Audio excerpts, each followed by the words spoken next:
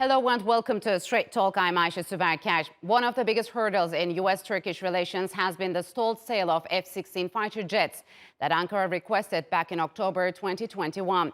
Being stuck in Congress for a year and a half, a small part of the deal could be about to move forward. The US State Department recently approved the sale of F-16 software upgrades to Türkiye in a deal worth $259 million. US President Joe Biden has notified Congress, putting the onus on them to officially approve the sale. But the agreement is just a fraction of a much wider package that Turkey is seeking, which includes 40 F-16 fighter jets and dozens of modernization kits worth about $20 billion. The deal was a compromise after Turkey was removed by the US from the F-35 fighter program due to Washington's complaints that Ankara had purchased air defense systems from Russia. But this latest deal being pushed by President Biden comes after Turkey's approval of Finland's entry into NATO and easing tensions with Greece. And to further discuss the U.S. State Department's approval of the F-16 modernization kits, joining me now from Wrocław, Poland, is Jarosław Strozik. He is the former Deputy Director of the International Intelligence Directorate of the NATO Military Staff. And Ahmet Keser from Ankara. He's an associate professor at Hasan Kalyoncu University. Gentlemen, welcome to Straight Talk. It's good to have you on the program. So, Yaroslav, the Biden administration agreed on Monday to sell Turkey $259 million in avionics software that it has long sought for the modernization of its F-16 jets. If it goes through Congress, how important will it be? Good morning. From my perspective, that's a very important step on the relations, US-Turkey relations. So, a very positive step from NATO standpoint, from Ukraine standpoint, and international security, I would say. We need consensus, we need agreements, we need good cooperation between NATO allies. So that's why I see this step, this commercial step, as a very, very positive and promising in the future. So you think this is a sign that the U.S. wants to ease tensions with Ankara? I hope that both nations want to ease tensions or whatever problems, discussions, arguments they have.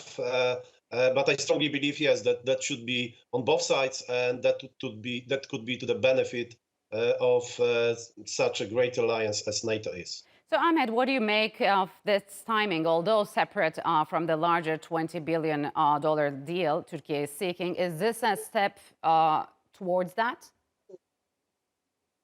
I think Yaroslav is right in that point, because first of all, we can evaluate it as a positive reflection after the approval of Turkey for the NATO membership of Finland. So Turkish parliament approved Finland's membership.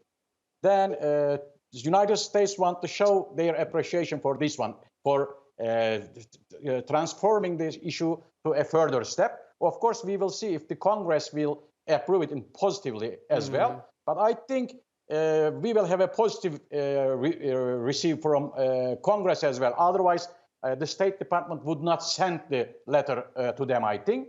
Okay. And also, this is another issue to increase the capabilities of interoperability in the NATO alliance as well. Yes, this is another issue. I was going to ask that. So, Yaroslav, as a former deputy director at NATO, I mean, how will the sale add to Turkey's interoperability within NATO? I mean, how will the sale of software impact Turkey's air defenses? Yes, first of all, I agree with Ahmed. This is a positive step and very, very good step from Department of State. But as he said, if they wouldn't have the agreement from Congress, a silent one, they wouldn't send it to Congress, or they wouldn't announce this message. But interoperability at NATO is key factor. We know that from Ukrainian war, from Russian aggression on Ukraine, that the logistics, the communication, the reconnaissance intelligence is a so-called enabler and key to the success to each conflict, each war operation. So doesn't mean that we are preparing for war, but we have to be prepared for the worst.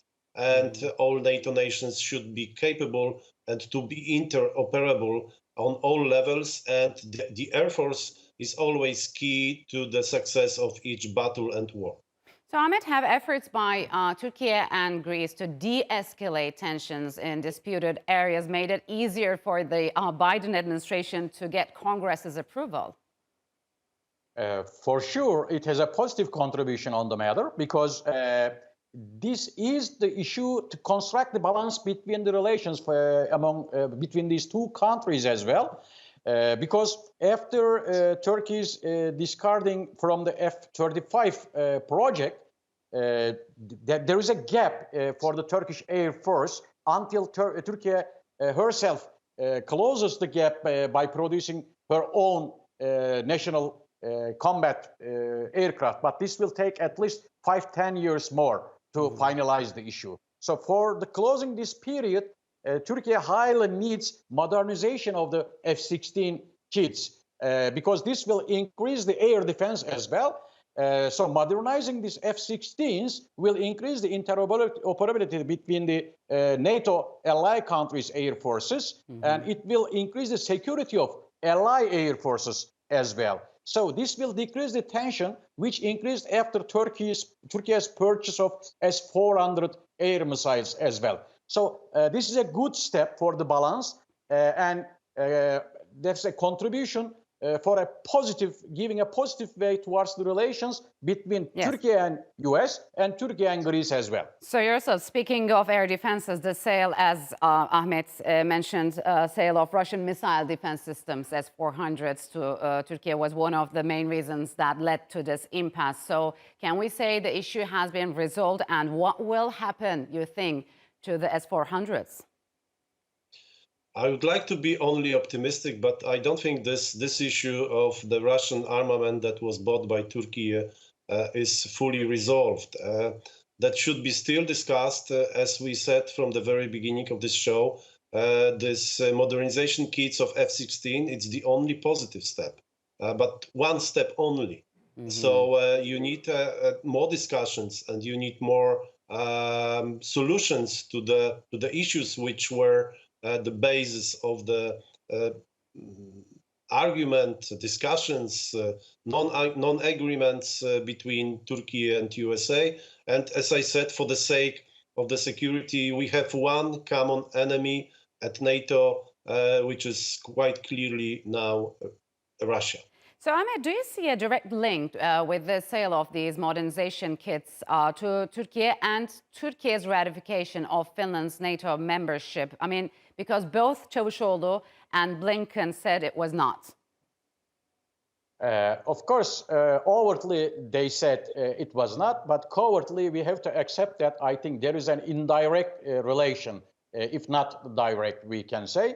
And also, I think there is an indirect relation with, let's say, at least a little bit neutralizing the issue of S-400s. And that issue will, I think, protect its significance on the agenda till the end of the 26th year, 3 years more, we can say, until Turkey finalizes her own solutions for producing national air defense systems.